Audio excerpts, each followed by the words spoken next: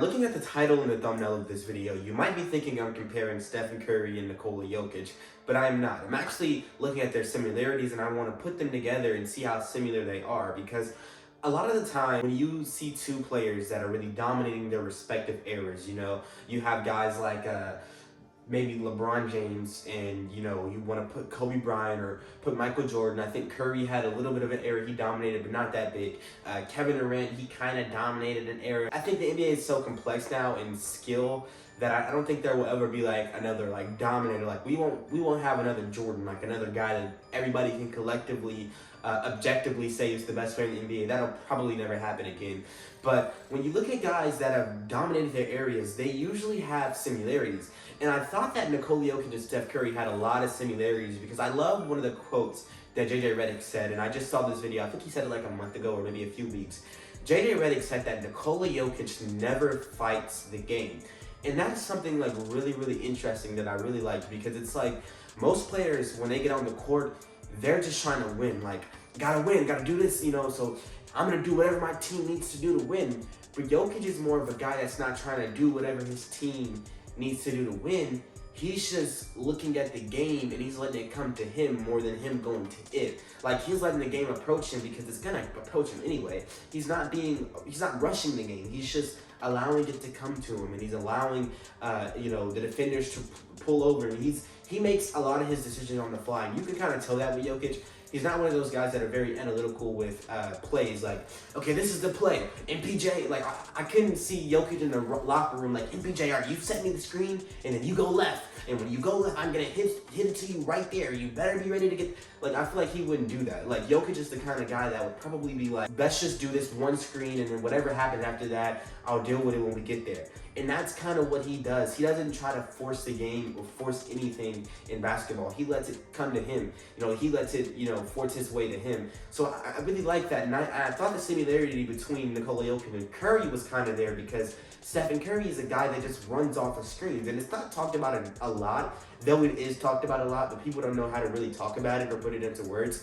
Not that I'm going to say I know how to put it into words, because I don't know the minds of Stephen Curry and Stephen Kerr. But what Curry usually does is he runs off the ball. And when he does this run off the ball, he's not fighting the game either. Whatever comes from him drawing defenders on the left side of the court while Andrew Wiggins has it at the top, or Jordan Poole, Andrew Wiggins is out. I guess he's not a good comparison right now. While Jordan Poole is at the top, or Klay Thompson or Draymond Green, actually preferably Draymond, what he's doing over there is taking away the energy of the game. So it's more so everybody's shifting towards Steph. They're trying to see what Steph's going to do, because they know Steph is a killer, and it's allowing the game to open up.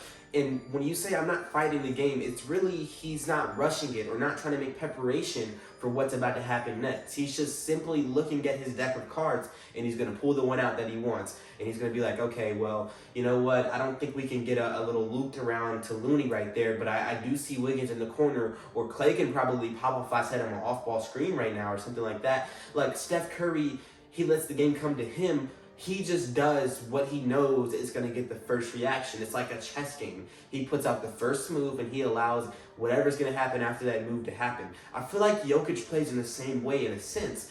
They both have this quality of not fighting the game. They let the game come to them. They just allow it to pace the way they want to. They do make that first move. You can always notice the first move. Jokic will make that first move, whether it's setting a screen and then he'll go down to the low post, get the ball, and then he'll wait. But then, like, after that, like, whatever happens afterwards is what happens afterwards. He's not a guy, yes, he knows all the plays, yes, he's a point center, but he's not a guy that cares more about the plays than actually winning the game. Like, whatever happens in the game that happens in the game stays in the game, if that makes sense. That seemed like circular reasoning in some way.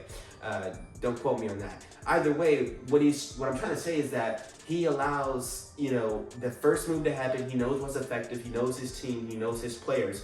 But whatever happens after that, happens after that. Like, he can't force that, and that's just simply just not fighting against the game. He doesn't fight against basketball. He's just playing the game. He's playing his cards right. He's the Joker. So that's why I really like Nikola Jokic and Steph Curry, and I like the comparison, because they both, in their respective range, they almost allow the game to come to them in a very, very, very, like, calm way. Like, you'll never see Curry out on the court forcing it. And it does make me mad.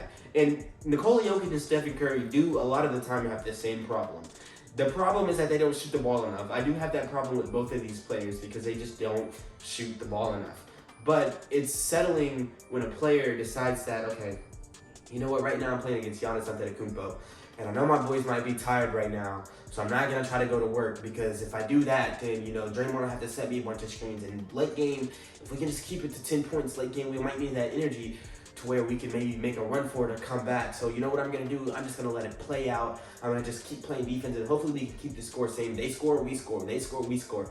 It's just about understanding the game of basketball, not trying to rush. A lot of the time players, they want to get up big. All right, come on. I'm Trae Young. I'm going to hit 40 points right now in the first half doing my thing. But 30-point leads aren't anything anymore. People immediately come back from that. It's just all about playing. These players, the Nikola Jokic, Steph Curry kind of guys, these guys, they're always the ones coming back from big deficits. Do you know why? It's because they let the game come to them. They're not fighting against basketball. The game comes to them and they give whatever is needed. And you might see games where Steph Curry goes 5 for 20, and you might see games where Nikola Jokic is just out there not shooting the ball at all, and you're just mad at it. But watch the end result. You're going to see the end, and you're going to see good play after good play after good play. And you're going to be like, oh, I see what you're trying to do there. Because they let the game come to them, and they're not fighting against basketball. But before I end off the video, since it is Nikola Jokic versus Stephen Curry, who's the better player, it is obviously Nikola Jokic, and if you beg to defer, I'm calling you a stupid basketball fan, because even as a Stephen Curry fan, I have been literally ever since I started watching basketball.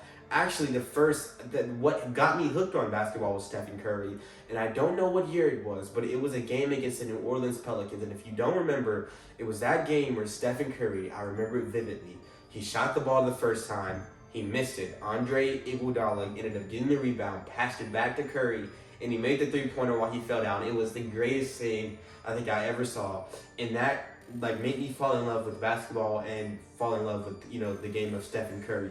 So I've been a Curry guy, but even so, there's no way you can, statistics say, no center averages a triple-double. There's no reason to elaborate on this point.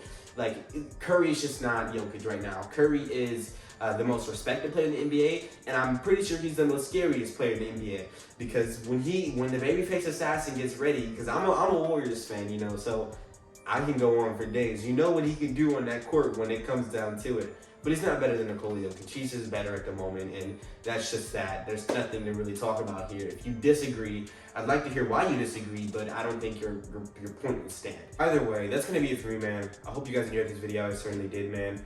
But yeah, I love JJ Redick. He's really a good analyst.